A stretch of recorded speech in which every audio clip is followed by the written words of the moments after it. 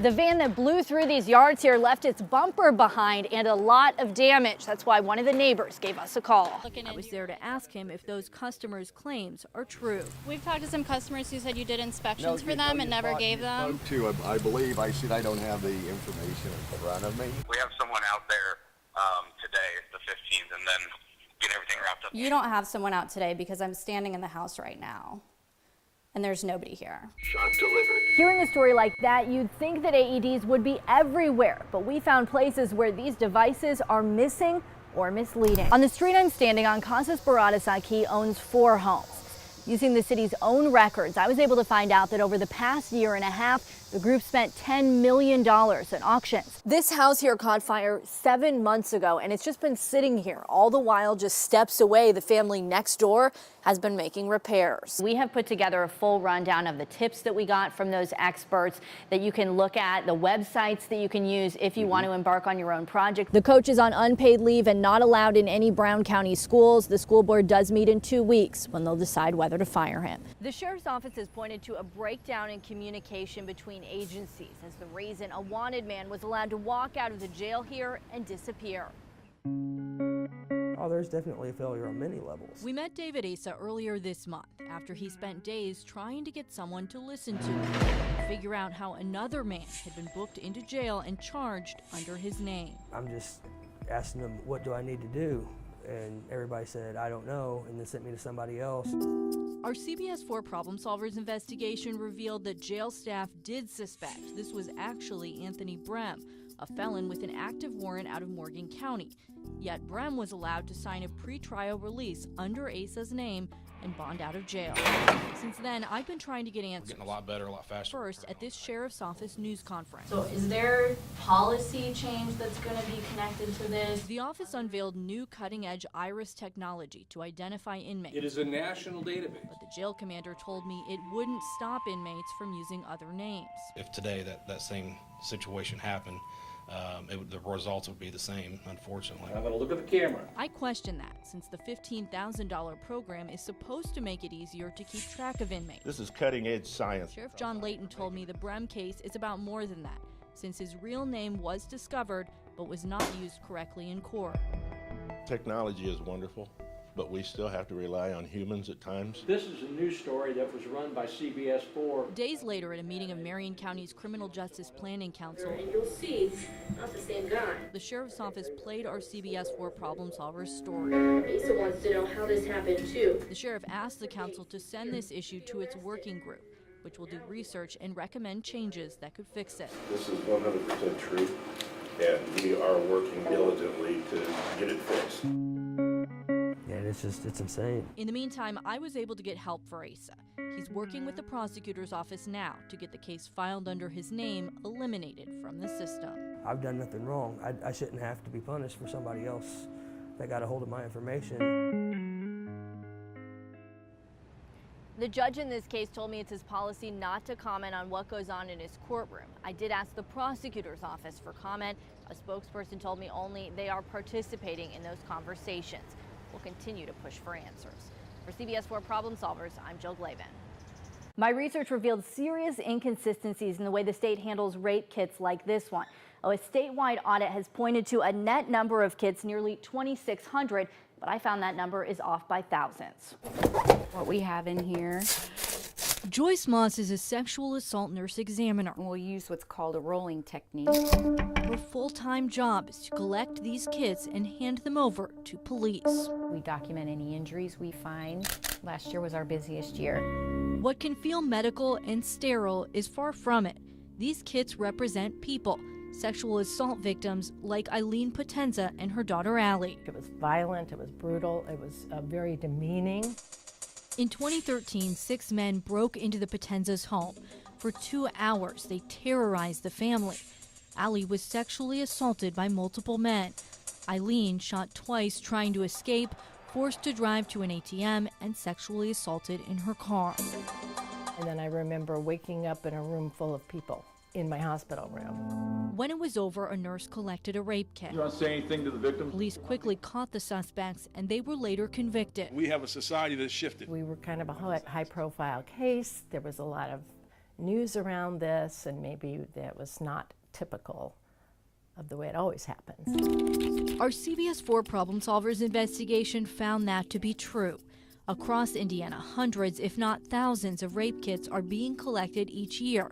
But no one can tell you exactly how many. It's just kind of a mess. We have a statute. Lori Gray with the Indiana Coalition to End Sexual Assault says state laws have precious little to say about the kits and what to do with them. The statute that we have is inconsistent. We've not done this before. The state released its first ever audit of untested kits last year, but I discovered that audit is incomplete and inconsistent. About half of the kits had no clear reason they weren't tested, and almost a third, 31%, were listed as no crime or false report. That's troubling since various national statistics estimate only 2 to 8% of reports turn out to be unfounded. Even more concerning, Marion County only reported 1 year's worth of numbers. And I understand from an audit standpoint. So I went to the person who compiled the data to get a more accurate number. At this point, do you know how many kits you have? Our estimation is around 6,500. Commander Kevin Wethington with IMPD tells me it would be a monumental undertaking to figure out how many of those 6,500 are untested. We know we've had to expand our property room because we're growing in our size of number and quantity of these kits. And the problem goes even deeper. The Marion County Forensic Services Agency showed us how they examine each kit using these training materials. Their lab is responsible for all testing in Marion County, but numbers they provided to police show only a fraction are even open. The numbers speak for themselves. In 2015, the county collected more than 400 kits where a victim agreed to report the crime. Of those, less than 100 were tested, only 24%. Over the past 20 years, that number has hardly changed. The highest it's ever been was still only 34%. I understand that looking from the outside, it does seem like that's a low number. Major Craig McCart heads up investigations for IMPD. He worked most of his career in sex crimes and defends the numbers, saying kits are only tested if detectives believe they'll help in investigation.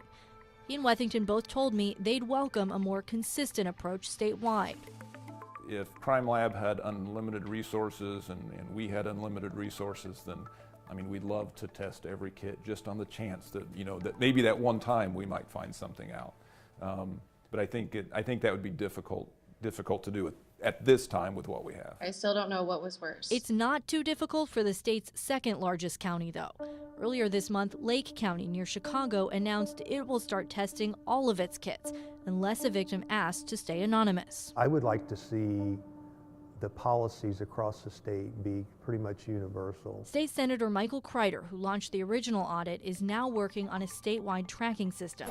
He agrees with advocates who want to see every non-anonymous kit tested in case it could identify serial rapists or reopen investigations. To me, that's just a basic logic. We should do everything we can to test every kit that's appropriate for testing. It can be very hard. For Joyce Moss, who spends her days face-to-face with the people behind the kits, and for Eileen and Allie Potenza, the hope is that Indiana recognizes it's time for change and that this time, that change will come soon. I believe that patients are demanding a little more, demanding a little better. Talking and getting help are critical, and we have to do all we can to open the doors for people. Well, Bob, right now there are more services than ever available to victims, but sometimes it can be hard to find. She's been the subject of a long-running CBS 4 Problem Solvers investigation. We stepped in after she waited 2 years for a contractor to finish her home. CBS 4's Joe Glavan takes us back now to Columbus to see the progress on her home. Well, come on in. Howdy. For the past few weeks, contractors have been in and out of Carolyn Jolly's house. This is such a blessing. You can see on her face what it means. The beginning of the end to her long journey, which we've followed for the past year. It's over 2 years in July. Jolly's house caught fire in the summer of 2016. She paid Global Restoration to fix it, but the company never did. Instead, owner Tom Brown filed bankruptcy 2 months ago, leaving a trail of angry customers, Jolly included. I know it probably sounds terrible, but I wish my house had just burnt down to the ground, and I could have just started off fresh with everything. 3 months after she said that, things are finally looking up. Figure out what to do with these 2 boxes. Contractor Howard Bilski stepped in, paying some money out of his own pocket and coordinating with crews. When people hear about Miss Jolly's story, it brings people together. He put it in yesterday. At CBS 4 Problem Solvers' request, Lowe's in Columbus got involved and donated nearly $6,000. This is my new refrigerator. Including money for Jolly to buy new appliances. Small load. This past weekend I didn't go to the laundromat, and I don't have to because now I got my own washer and dryer. That will get you cooking by Thanksgiving. Lowe's also brought in Kevin Johnson and his team at Thrive Alliance, a nonprofit that focuses on the aging and disabled. Oh, gotcha. We feel that when these type of situations come up, it's just a good thing for contractors to pull together and let people see that, you know, there is integrity in the industry. Thank you for everything. Appreciate you. Johnson's crews found major issues with plumbing that were causing leaks and unsafe electrical work. But in a matter of weeks, they've donated their time and hard work to complete Jolly's kitchen. This will be the first time for like almost 3 years since I would be able to, if I want to cook a turkey for Thanksgiving, that I will be able to. They'll keep working past the holiday, too. We can't stop at just the kitchen or the bathrooms. The whole project needs to be completed. This is my angel. It's more than a gift for Jolly. Yes, you are welcome. There's not enough words to tell them how good I feel about them. Okay. I'm beginning. Blessing me this way because they didn't have to. You know you help me as much as I help you. You know that, don't you? Oh, thank you. All of Jolly's insurance money is gone, and there is still more work to be done on her house. If you do want to help, you'll find information about how to contact us or donate to her directly at this story on our website and mobile app. For CBS 4 Problem Solvers, I'm Jill Glavan.